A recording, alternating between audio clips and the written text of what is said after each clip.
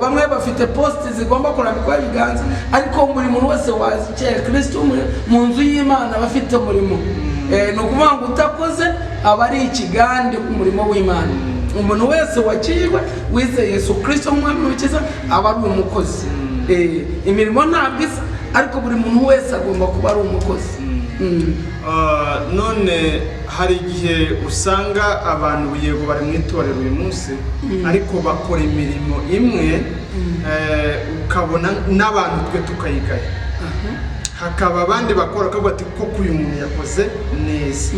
Noneho mu ijuru imirimo abantu bazahemberwa kugira ngo bambikwe amakamba wenda sinzi mwotubwira nk'imirimo nk'ine cyangwa itanu kugira ngo abadukurikiye nabo babifashe kuko ashobora kuba bakora imirimo ariko batazi ko bari gukora imirimo ugasanga umuntu ari gukorera muri rose kandi akora kandi twarahamagariye gukora.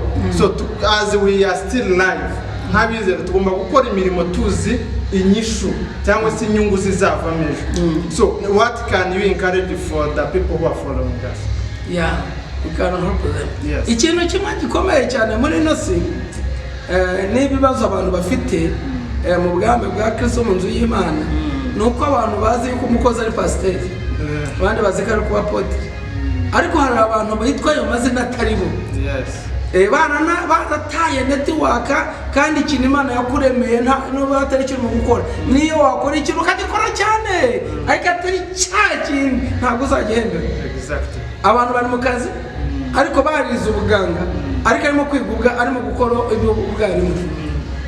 Hano ku isi baraguhemba ariko mu ijuru Imana izaguhembera icyo yakuremeye niba ari cyo uri gukora. Niba urimo gukora cyakindi kitari mu rugo cyakindi itakuremeye ntabwo izaguhemba kandi nta nubwo uzaba succeed. Imana ntabwo ijya yiyeranja ngo ivuye ngo yenda gukora ibi none bwa atari byakoze akaba yibeshye reka ntabwo Imana yagwaye talent ebyiri ugashaka gukoresha 10 izagukora. Imana izahemba umuntu wese bikwiriye ibyo yakoze kandi izakubaza ibyo yaguhaye kuko yavuze ngo wahawe imwe wahawe ebyiri wahawe 3.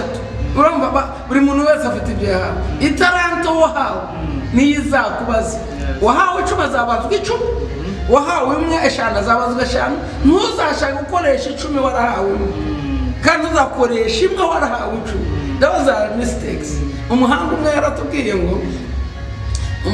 yaratubwiye ngo n'ibyago kuba umutambyi ntutambe kandi n'ibyago kuba utari umutambyi ugatamba. Kuba utari umutambyi ugatamba ni ishyano kandi kuba uri umutambyi ntutambe ni irindi shyano. Sinzi ibyo niba urimo kubyumva. Ni ukuvuga rero iyi si tugomba kumenya abakorane bandi. Buri muntu wese ni umukozi ariko akora muri office Imana yakuremeye. Umwe ashobora kuba yararemewe kuzakubura mu rusengero, undi yararemewe kuhanagura inkweto z'abapasiteri z'abakozi b'Imana, undi yararemewe gutanga, undi yararemewe guhumuriza, undi hari imirimo isa n'itagaragara. Hari imirimo isa n'itagaragara kababwire. Abantu benshi hano bandeba bajya kuri banki kasanga irimo tiriyoni z'amafaranga ariko urinda amafaranga ni wa muntu wananiwe kwiga ariko arinze tiriyoni. Ni umukozi anakora n'umurimo urutuba manege kandi ahembwa make ariko akarinda menshi. Imana rero ishobora kuba igukoresha. Imana yose uko izagukora ushobora kuba urinda banki mu ijuru Imana ikazaguhemba kurusha manege. Isi yo irabirutanye ariko Imana si uko. Umurinzi wa banki wawe n'abantu banyuraho yajya no gusaka ugasanga nyine abantu baramusuzuguye. Imana uwo nguwo ishobora kuzamura kuko yo ntabwo izahemba ikurikije ibyo ishobora ko izahemba na capacity uko wabaye muri cya kindi yakuremeye n'ikizareba. Niyo mpamvu iyo dusomye Bibiliya mu ntwari zo kwizera tubona nyina na se wa Mose mu ntwari zo kwizera ariko nta gikorwa kindi tuzi bakoze usibye guhisha Mose.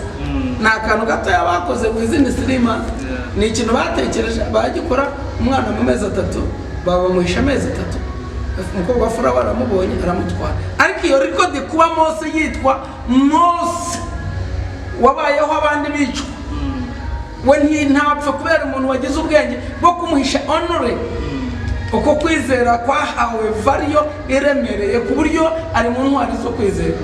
Mose avuga inshuro 803 muri Bibiliya yose, hanyuma Amurani ntavuga inshuro zirenze n'10, ariko mu ntwari zo kwizera ari ku rutonde ku buryo ntekereza yuko ushobora kuzagera mu ijuru ukabona Mose tuzi ko ari igihangange afashe uwamukijije agatuma abaho ari wowe wicaye imbere kurusha Mose. Imana situzi uko uzabigenza, ariko Imana ifite ukwiva ruwinga ibintu kurusha twebwe. Ihabu iyo sati niwa position how you work uko wumviye ibyo ngibyo ni Imana izahindura. Bishop urakoze cyane ku magambo meza. Wenda turi kuza kugana ku musozo. Ese niki kinaniza abantu guhagarara muri position ugasanga bari gukora wrong, bari muri wrong office kandi hari office bahamagara gukora? Abantu bari muri wrong office of course benshi cyane nka 80% mu kino gihe asigaye areba kicaka batakaze office wayijyamo niye makariro na ubusigaye mbona baririmbye umuntu akaririmba ashira imesi bike akavuga atoya kuririmba gusa is not enough, I have to be pastor, agahita atangira itorero amafaranga bamuhaye mu buririmbyi, undi agahanura yarangiza agahita atangira itorero akitwa pasiteri. None abamo bakasigaye babura n'amazina akitwa bishop, pasiteri, mbese ugasanga na apotre bishop, saa 6 baramwita bishop, saa 11 akitwa apotre, saa 3 z'ijoro akitwa prophet, mbese kubera ko nawe atiyizi. Urumva nyine ibintu by'ibifake. Niba umyumva ukabuteye gutyo uri apotre, prophet, bishop, umenye ko wayobye. Ibyo bintu bitatu ntabwo babikora hamwe. Shaka office imwe uyikore wiyitwa. Paulo yajyaga yiyita intumwa, ako Petero yajyaga avanga umuyobozi, yajyaga elder, umukuru, bishop. Paulo yitwaga umuyobozi mu gihe Paulo yitwaga apostle. N'amato yatangiyaga yayahaga abandi. Twebwe urashitwa apostle wangize ukasanga urahantu hamwe amaze imyaka 6 nta n'itorero uratangira ukitwa apostle. You are telling us lies. Apostle is not somebody who is just holding seminars. Ntago apostle wa wundi ukora za seminars, ni wa wundi utangira amatorero kandi hataragera.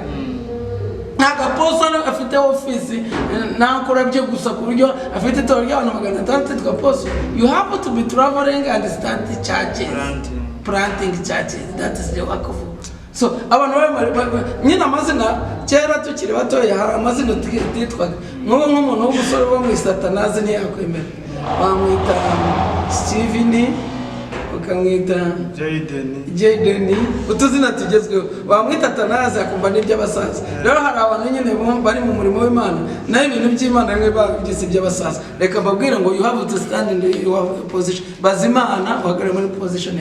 Abantu bafite irari noneho ntago abantu hari abapasiteri mostly sinshaka kuvuga yuko ko nanjye ndi umukuru bugenzi wabo, ariko abantu benshi n'aba bishop uko babyize bumvisha akazina keza banashaka no guhagarara muri uwo mwanya kugira ngo banamuhamagare bishop yumve ari ibintu byiza cyane.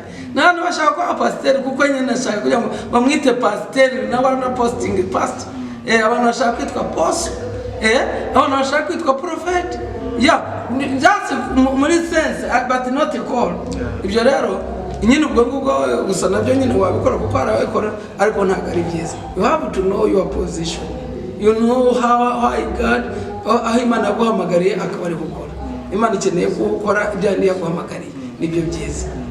Abantu bafite irari ry'ubuyobozi bagashaka kwitwa amazina, mbese nk'uko uyu munsi wakwitwa Biden, nandi akitwa Trump, mbese kubera icyifuzo kirimo imbere none akagira iryo rari. Hari irari kandi abantu bazabikunda bikakaza, umwuka wo kwikakaza watuma bitwa bashaka kwitwa amazina aremeye, noneho ya mazina aremeye bakayita ariko atari bo. Yes, hari ijambo nibutse mu kiganiro mukivuga Abaefesi ibice 2:10 atubwira ngo kuko turi abo yaremye yitureme imirimo myiza muri Kristo Yesu iyo yiteguriye kera kugira ngo tuzayigenderemo.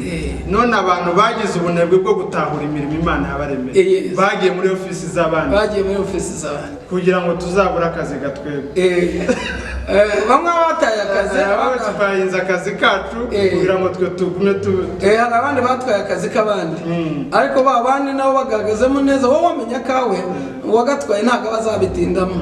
Niyo mpamvu abantu benshi bajya bakora ibintu byarangira bikarangira byamara kurangira bakavuga ko ari shitani ariko shitani nta ruhara bifitemo ahubwo Imana irimo gukora ibiri muri Matayo. Hari ijambo riri muri Matayo nkunda kubwira abantu yavuga ngo igiti cyose data wo mu ijuru atateye kizarandura. Hari ibintu bigenda birangira abantu tukabeshyera Satani tukabeshyera leta tukabeshyera abanzi bacu tugashyira inshuti tukabeshyera kari condition y'amafaranga yabuze no nukubera yuko Imana yabiranduye. Imana ijya ibirandura abantu bakabeshyera shitani.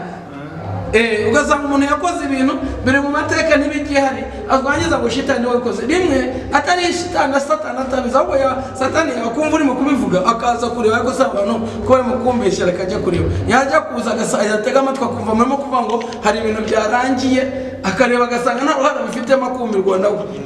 Hari abantu rero hari iyo system zirahari ibintu bimwe Imana irabirandura kubera yuko atari yo yabiteye kandi n'ijya ibirandura bitameze irakireka kikamera kigakura kikagira ibishami kikagaragara yarangiza ikakirandura yangiza kukirandura ukabeshyera Satani ukabeshyera leta. So Imana yabiranduye iyo ari iby'Imana ntibirandura irabirinda. Bya bindi yakuremeye ubihagazemo neza irakurinda irabirinda. Reka tuvuge ngo wowe ntikurinze ariko bya wa mugambi wayo muri wowe irawurinda kugira ngo uzasozwe ikarinda nawe wowe uzawusohoza. Yes. So ni byiza ko umuntu wese wizeye Yesu Kristo nk'umwami n'umukiza we twamenye kuko ari umukozi. Ntabwo ari pastor ntabwo ari bishop uzajya mu ijuru wenyine. Buri muntu wese mu itorero ni umukozi. So rero mbere y'uko ukora ugomba kubanza kumenya ukabaza Imana icyo yaguhamagariye aho ahuriye kugira ngo utazaba warapuresinze wrong button ukazaba waravunikiye ubusa.